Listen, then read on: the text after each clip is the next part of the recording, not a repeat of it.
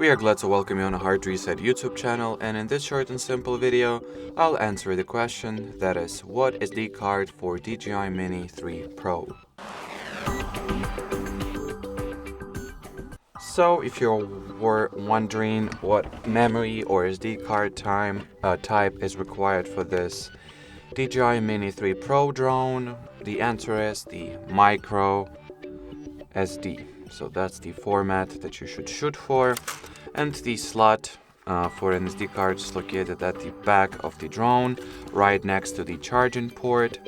So simply put the SD card inside like that, or actually just follow this clue here, and once it slides in, just push it inside until you'll hear a click, sort of.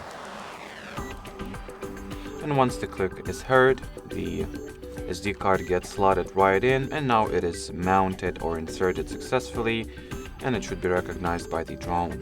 In order to put it out, just push it inside once again, and it will pop right out, so take it out. Anyway, that'll be it for this video. Thanks for watching, and bye-bye.